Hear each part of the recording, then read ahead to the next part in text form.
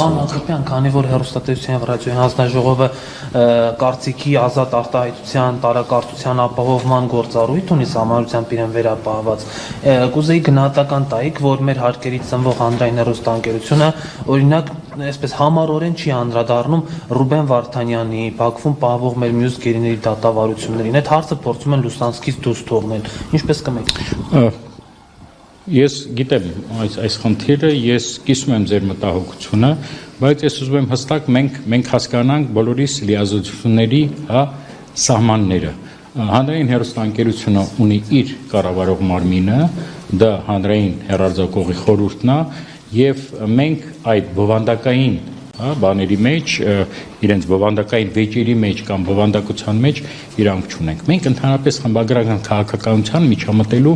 իրավունք չունենք։ Մենք իրավունքը մեր սահմանափակումը օրենսդրության մեջ գրված չի, որ այս կամ այն հեռուստաընկերություն պետք պարտավոր է այս կամ այն բանը ցույց տալ։ Չգիտեմ ճիշտ է թե սխալ, որևէ լծակ չունենք, իհարկե չունենք, Խախտում չի ինքը օրենսդրական խախտում չի։ Իհարկե շատ ճիշտ կլինի, որ այդ ամեն ինչը լուսաբանվի։ Սա շատ ճիշտ կլինի լուսաբանվի։ Ձեր մտահոգությունը կիսում եմ, բայց գիտեք, առանձնացնել հանրայինը, որ մեր հարկատուի հաշվին է, ես մի անգամ ասել էի դուք նեղացաք ոնց որ թե, Տեկին հա։ Ես ասել եմ, որ բոլոր հեռուստաընկերությունները ցնվում են մեր գրպանից, որտեղ այդ գումարները, որ ակումուլացվում է, գովազդի միջոցով կլինի, թե հիմնադիրների միջոցով, դա ամբողջը հասարակ հարկատուի գրպանից է գնում։ Բոլորը այդ պատասխանությունը պետք է կրեն։ Աշխարհում շատ քիչ տեղ կա, որտեղ հանրային հեռարձակողի բովանդակությունը մյուսներից տարբերվում է։ Պարոն Հակոբյան, հանրությունը հանրային հեռուստաընկերությունն է եւ ինքը ավելի մեծ, ճիշտ է, այդ համաձայն եմ իհարկե։ Հակոբյան, Պետրոս Ղազարյանը հանրայինի եթերում Արամ Զավենիչի հետ հաղորդման ընթացքում անդրադառնում է սրբազան պայքարալուսաբանող լրագրողներին ու ռեպլիկներ է անում, այնտեղ իր շուրջը հավաքված լրագրողները, չգիտեմ, շրթունքները լվացել էին թե չէ, դուք որպես Ես հասկանում եմ, գիտեմ, խնդիրները շատ են, բայց այդքայից դուրս է ես որպես կարգավորող մարմնի ղեկավար, տեսեք, ես փորձեցի այստեղ որևէ անուն չեմ տվել, ոչ հեռուստաընկերության, ոչ վարողի, թույլ տվեք ես իմ այդ սահմաններում մնամ, հաշվի առնելով նաև ճիշտ նկատողությունը, որ այդպիսի հաղորդում լավ կլիներ չվարեի։ Իշխանությունները լավ են, եթե դուք ձեր կարծիքը հրապարակային հայտնեք, գուցե ձեզ լսեն, հատկապես որ ոդքասթ վարեք։ Ոչ միայն հրապարակային եմ հանձնում, ես հրապարակային հենց շատ փափուկ եմ հանձնում, արտահայտում։ Իմ որոշ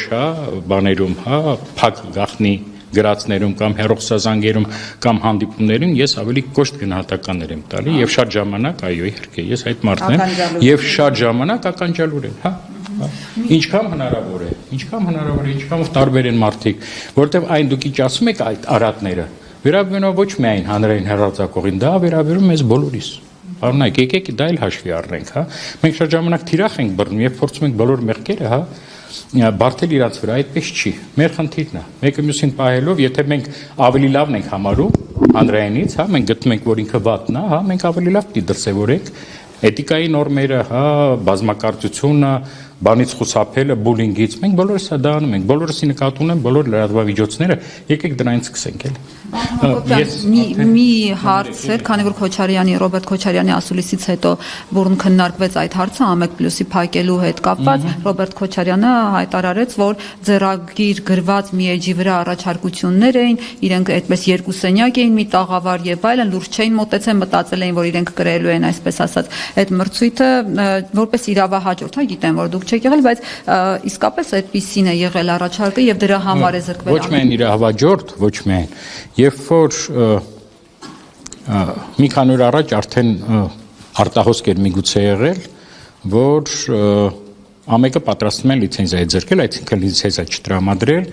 իսկ ես այն ժամանակ Ամեկի եւ հաճախախի հյուրն էի եւ գործընկերն էի, որտեվ չմոռանանք, որ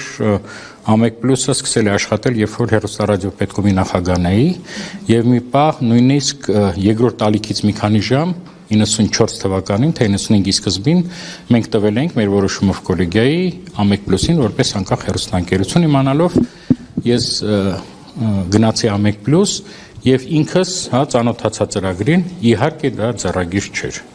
իհարկե դա ձեռագիր չէր, ես կարծում եմ նույնիսկ արխիվներում կարելի է գտնել, դա չէր կարող ձեռագիր լինել։